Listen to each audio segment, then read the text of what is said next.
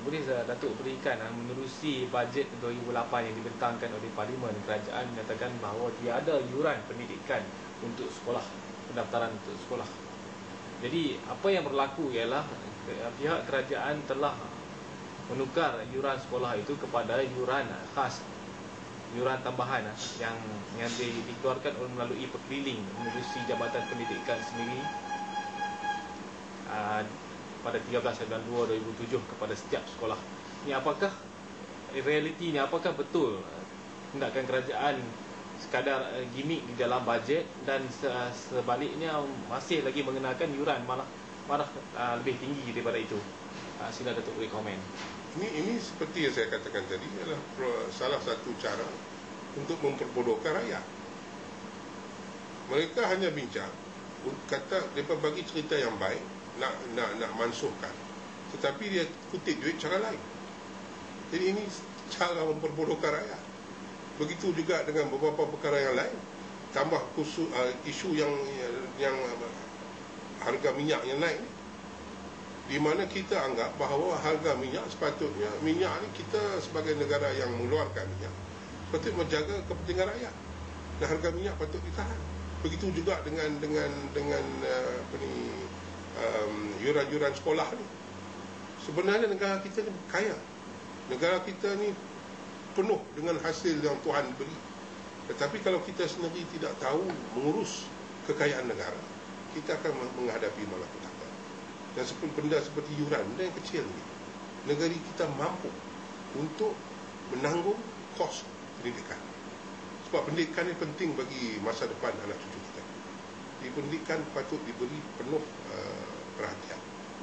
Dan kalau rakyat ataupun orang Malaysia tak mampu nak hantar anak, ini patut diberi percuma. Dan saya yakin dan percaya, kalau kita memerintah, insya-Allah benda ni akan beres. Apakah kebenarannya terhadap panggil dasar ekonomi baru yang berbanding dengan agenda ekonomi baru yang Datuk Seri Anwar nyatakan tu satu signifikan yang boleh berubah?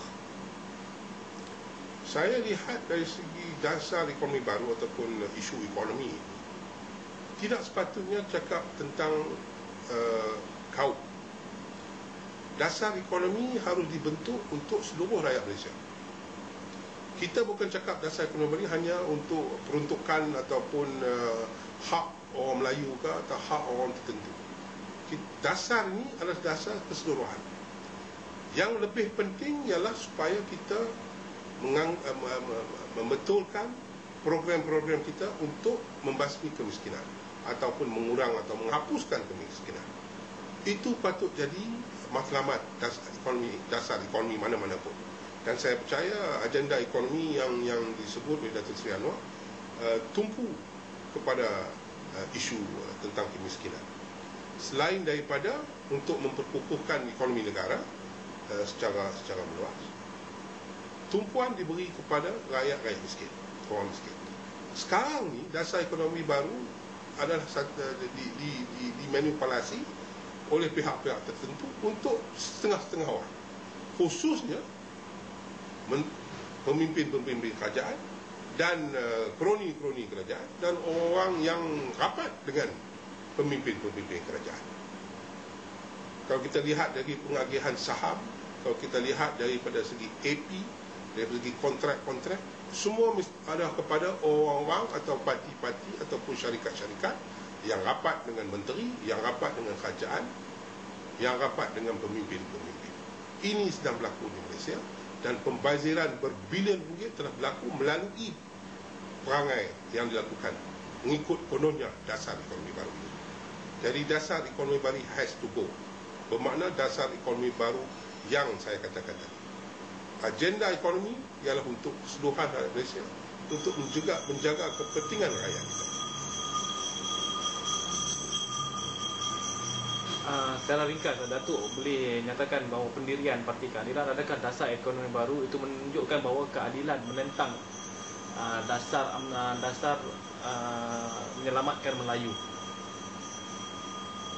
selagi macam saya katakan tadi, dasar ekonomi yang harus dipertengahkan ialah untuk rakyat Malaysia. Kita bukan nak memperjuangkan nak tolak hak sesiapa. Hak orang Melayu termaktub dalam perlembagaan. Itu kita tidak akan tolak ansur. Saya sebagai orang Melayu akan mempertahankan hak. Tetapi kalau kita nak rompak daripada bangsa asing, nak jaga bangsa Melayu, bukan bangsa Melayu sebenarnya, hanya beberapa orang Melayu yang rapat dengan pemimpin, itu saya tak setuju. Kalau kita kata dasar ekonomi Melayu tolong, dasar ekonomi baru ini tolong orang Melayu, ini satu fakta yang salah. Sebab apa? Daripada semua kaum di negara kita ini, 90% orang miskin adalah orang Melayu. Daripada keseluruhan orang miskin, 90% orang Melayu. Bermakna dasar ekonomi baru tidak tolong orang Melayu susah, hanya tolong orang tertentu yang rapat dengan kerajaan, dengan pemimpin-pemimpin. Secara ringkas, Datuk bersetuju bahawa dasar agenda ekonomi baru tidak akan menjejaskan kaum Melayu itu sendiri. Ya, saya percaya itu tidak akan berlaku. Sebab apa? Saya lihat dari segi keseluruhannya, orang Melayu bila berniaga, mereka mesti bersedia untuk bersaing. Salah satu kelemahan dasar ekonomi baru ialah untuk meningkatkan taraf persaingan orang Melayu. Ini sudah berlaku.